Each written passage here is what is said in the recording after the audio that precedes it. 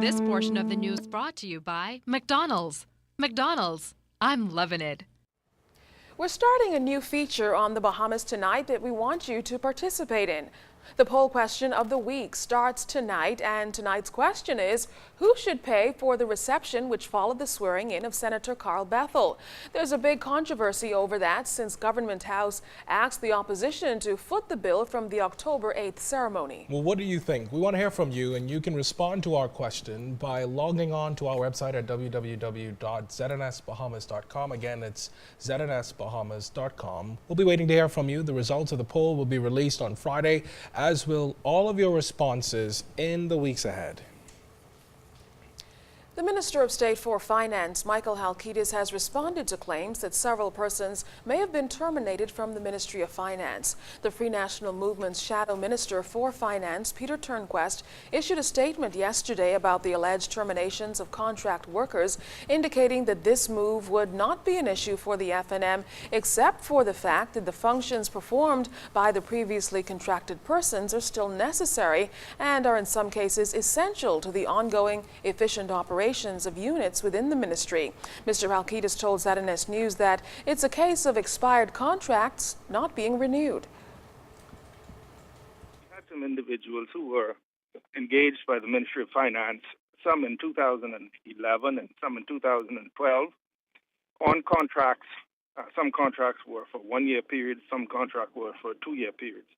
All of the contracts have since expired.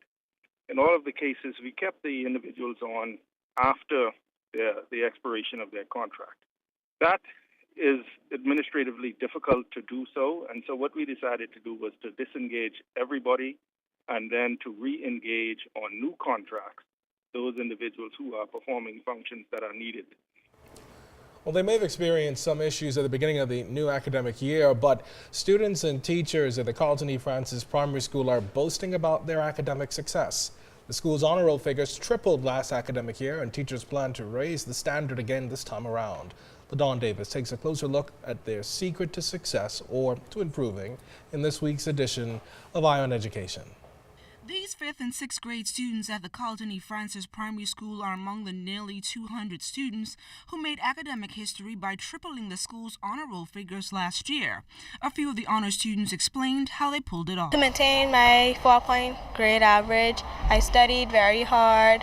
I paid attention in class. I listened to my teacher, and my mother is my role model, so she really encouraged me to do very well. Tried my hardest, and I always study after I come from school.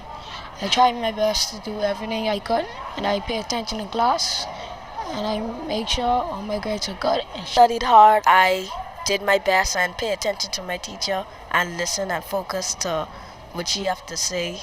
With some 900 students currently enrolled at the primary school, the tripling honor statistics reveal that 38 students made the principal's list, 66 on the honor roll, and 89 honorable mentions. Senior Mistress Sally Aziz credits the work of teachers who conducted after-school classes and even on Saturdays to the school's overall academic success. We improved our teachers' morale. The teachers who went the extra mile, they were the ones who they receive awards, and they were highlighted for the extra things they did. And so I think that made such a difference. And then our discipline plan improved. We had a new discipline plan.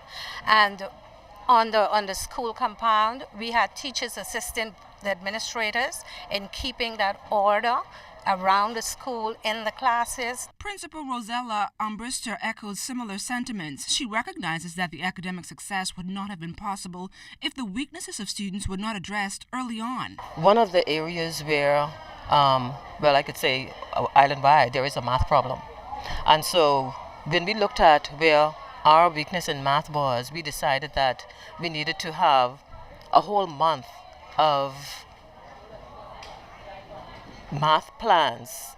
And so what we did was we had a math parade, we had mathematics competitions, we had morning math. We put that in place where the children come to school every morning. On the board would be a math problem, and they would solve the problem. Teachers are now tweaking and creating new strategies that will quadruple the overall honor roll figures for the next academic year. LaDawn Davis, ZNS Network News. Doubleheader in volleyball action. We have the highlights. You're watching The Bahamas Tonight. This portion of the news was brought to you by McDonald's. McDonald's, I'm loving it.